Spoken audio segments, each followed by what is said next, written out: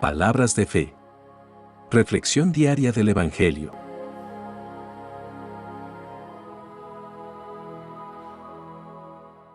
Lectura de la primera carta del apóstol San Pablo a los Corintios, capítulo 14, versículos 20 al 25. Hermanos, no piensen ustedes como niños. Sean como niños, para lo malo, pero sean adultos en su modo de pensar. En la Escritura se dice: hablaré a esta nación en lenguas extrañas y por boca de extranjeros, pero ni aun así me harán caso, dice el Señor. Así que el hablar en lenguas es una señal para los que no son creyentes, no para los que tienen fe. Pero el comunicar mensajes proféticos es una señal para los que tienen fe, no para los que no son creyentes. Porque cuando la iglesia se encuentra reunida, si todos están hablando en lenguas y entra una persona común y corriente o un no creyente, creerá que ustedes se han vuelto locos. En cambio, si todos comunican mensajes proféticos y entra un no creyente o una persona común y corriente, él mismo quedará convencido y se examinará al oír lo que todos están diciendo. Así quedará al descubierto lo más profundo de su corazón y adorará de rodillas a Dios y reconocerá que Dios está verdaderamente entre ustedes. Palabra de Dios.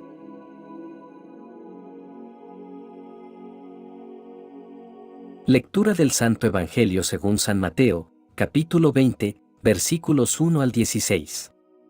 En aquel tiempo, Jesús dijo a sus discípulos esta parábola: el reino de los cielos es semejante a un propietario que al amanecer salió a contratar trabajadores para su viña.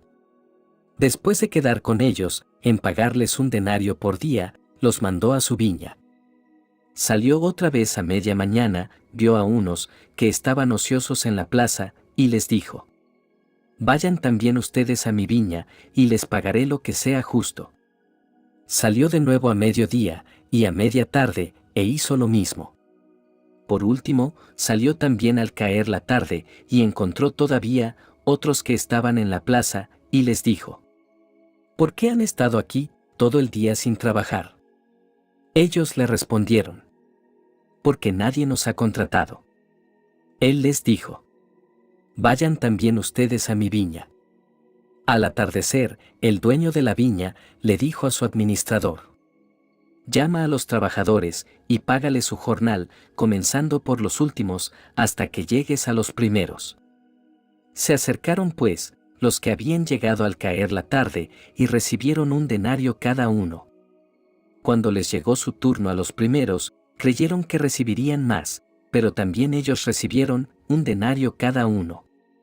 Al recibirlo, comenzaron a reclamar al propietario, diciéndole: esos que llegaron al último solo trabajaron 1 hora, y sin embargo, les pagas lo mismo que a nosotros, que soportamos el peso del día y del calor. Pero él respondió a uno de ellos: amigo, yo no te hago ninguna injusticia. ¿Acaso no quedamos en qué te pagaría un denario? Toma pues lo tuyo, y vete. Yo quiero darle al que llegó, al último, lo mismo que a ti. ¿Qué no puedo hacer con lo mío, lo que yo quiero? ¿O vas a tenerme rencor, porque yo soy bueno? De igual manera, los últimos serán los primeros, y los primeros, los últimos. Palabra del Señor.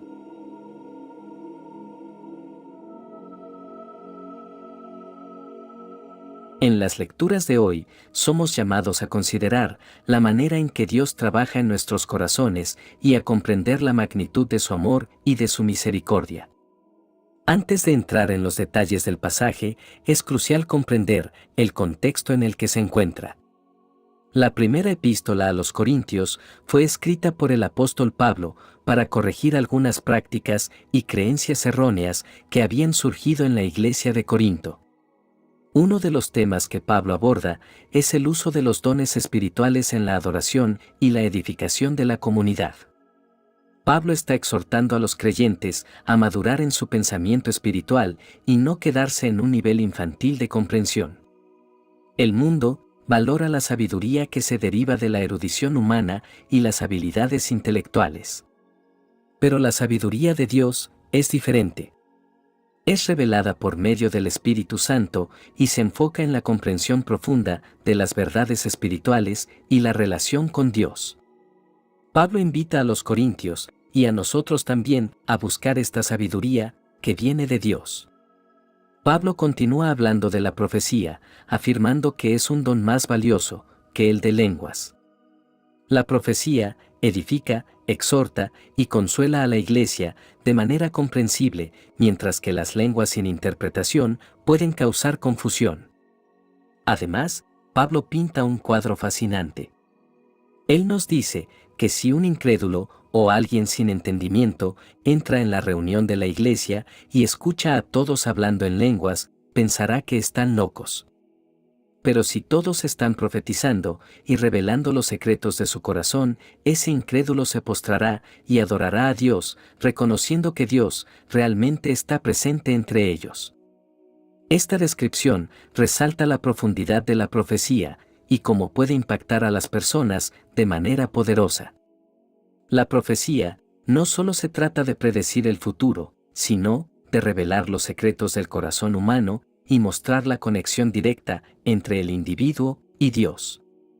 Pablo concluye este pasaje con una invitación a la adoración verdadera. Aquí vemos la armonía que debe existir entre los dones espirituales y su uso en la comunidad de fe. Pablo no desprecia el don de lenguas, pero enfatiza que todo debe hacerse con el propósito de edificar y fortalecer a la iglesia.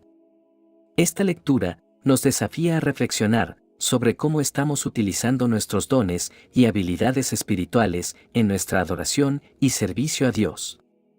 ¿Estamos más enfocados en impresionar a otros con nuestros dones o en edificar a la comunidad y glorificar a Dios? La verdadera adoración se centra en Dios y en el bienestar de los demás. La descripción de Pablo sobre cómo la profecía puede revelar los secretos del corazón nos recuerda que Dios conoce incluso los pensamientos más profundos y los deseos ocultos. No podemos esconder nada de Dios y en su presencia debemos ser sinceros y humildes. Este pasaje culmina en la verdad de la presencia de Dios en nuestras vidas y en la comunidad de creyentes. Cuando adoramos y servimos a Dios con sinceridad y humildad, su presencia se hace evidente.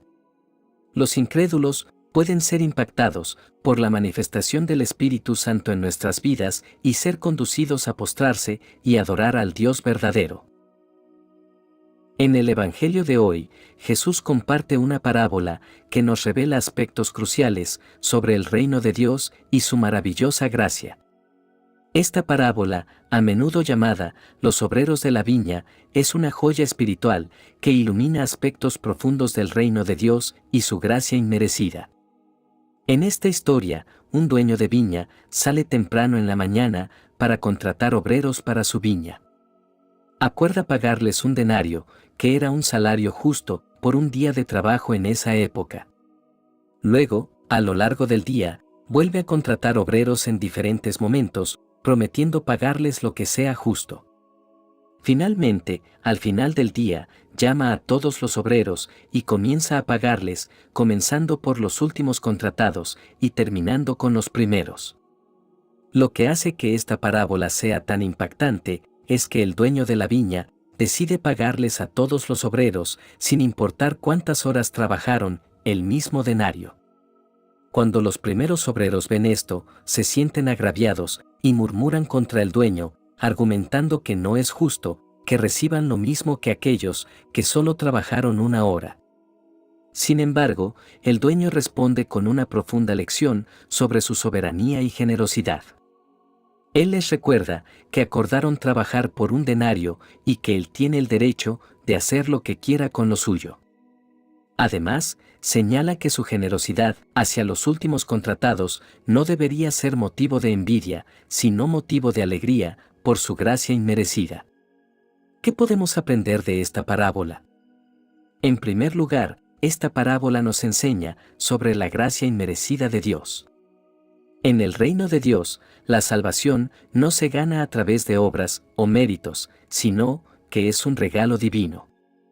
Así como el dueño de la viña eligió recompensar a todos los obreros, independientemente de sus horas de trabajo, Dios ofrece su gracia a todos los que vienen a Él con fe, sin importar su pasado o sus logros. Esta gracia es un recordatorio de que no podemos ganar nuestra salvación, pero Dios, en su amor, nos la otorga libremente. En segundo lugar, esta parábola nos confronta con la tendencia humana a compararnos y a sentirnos envidiosos. Los primeros obreros se sintieron agraviados y celosos cuando vieron que los últimos recibían el mismo pago.